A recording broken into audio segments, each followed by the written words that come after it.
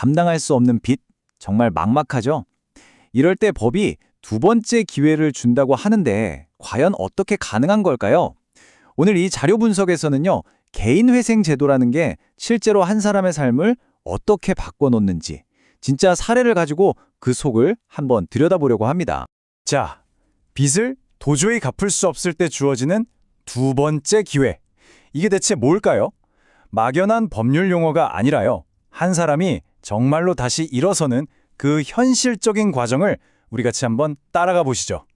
오늘 우리가 살펴볼 사건은 바로 이 3112번 사건입니다. 이 사건을 통해서 그 복잡한 과정을 하나하나 뜯어볼 건데요. 이건 그냥 숫자가 빽빽한 법원 서류 이야기가 아니에요.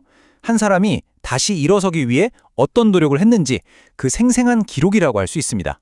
자, 그래서 오늘 우리가 뭘 볼 거냐면요. 먼저 이분이 도대체 빚이 얼마나 있었나 그 규모부터 확인하고요. 그리고 재정 상태는 어땠는지 아주 꼼꼼하게 살펴볼 거예요.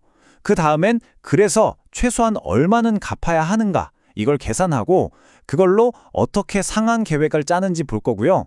마지막으로 이 5년이라는 긴 여정과 이 제도 자체가 가진 의미까지 한번 짚어보겠습니다. 네, 그럼 첫 번째 순서, 바로 빚의 규모입니다. 이분이 마주한 문제가 과연 얼마나 컸는지 숫자부터 한번 보시죠.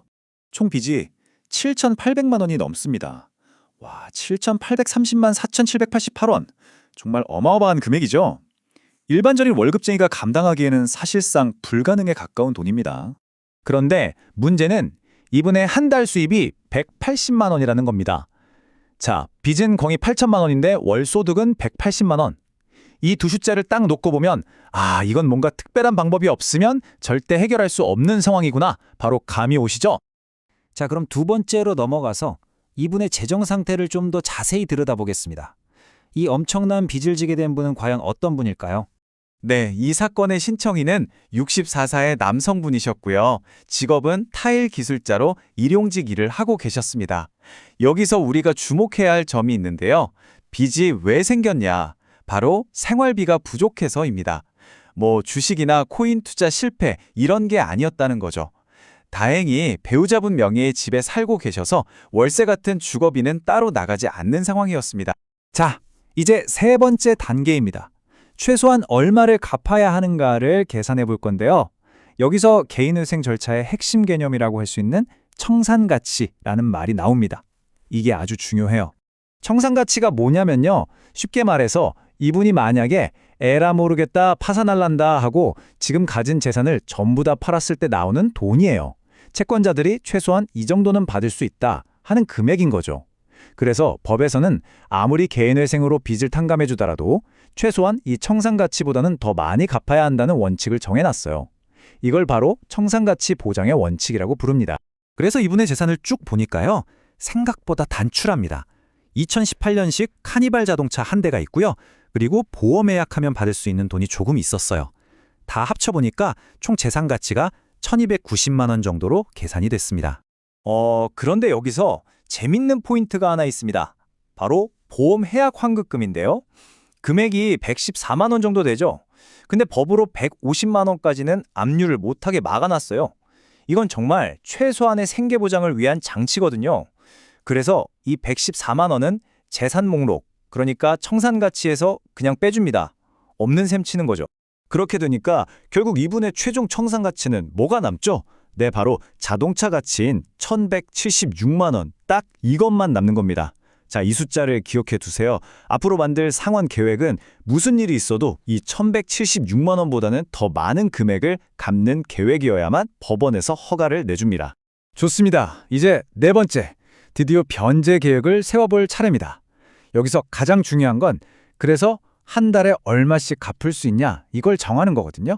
이걸 법률 용어로 가용소득이라고 하는데요. 이 계산이 전체 계획의 심장이라고 할 수 있습니다. 계산 방법은 의외로 간단해요. 한 달에 버는 총 소득 있죠. 거기서 나라에서 정한 이 돈은 먹고 사는 데 써야 하니까 건드리지 마라 하는 최소 생계비를 빼는 겁니다. 그렇게 하고 남는 돈, 그게 바로 매달 빚 갚는 데 써야 하는 가용소득이 되는 거죠.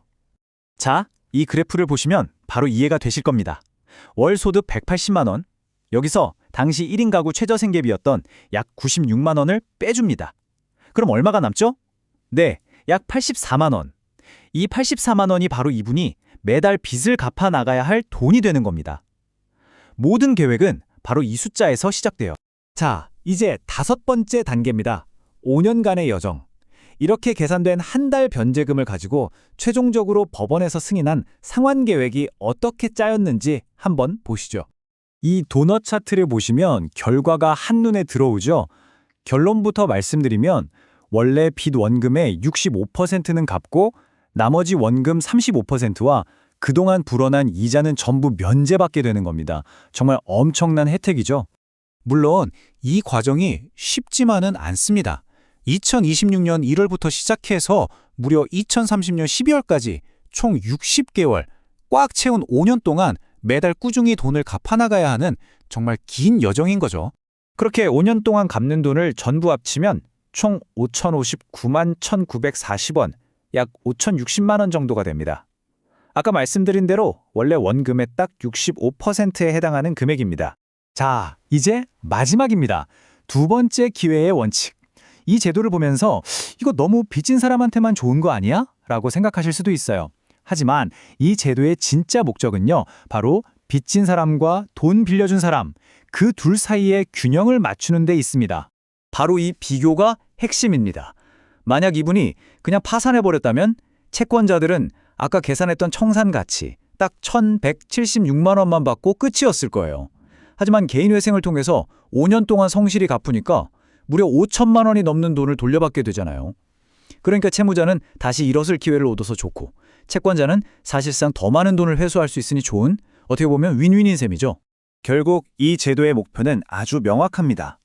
빚진 사람에게는 다시 일어서서 성실하게 빚을 갚을 수 있는 길을 터주고 돈 빌려준 사람에게는 그냥 떼이는 것보다 훨씬 더 공정하게 돈을 돌려받을 수 있도록 보장해주는 것. 이것이 바로 개인회생제도에 담긴 핵심적인 생각입니다. 네, 오늘 저희는 실제 사례 하나를 가지고 개인회생 제도가 어떻게 돌아가는지 아주 구체적으로 살펴봤습니다.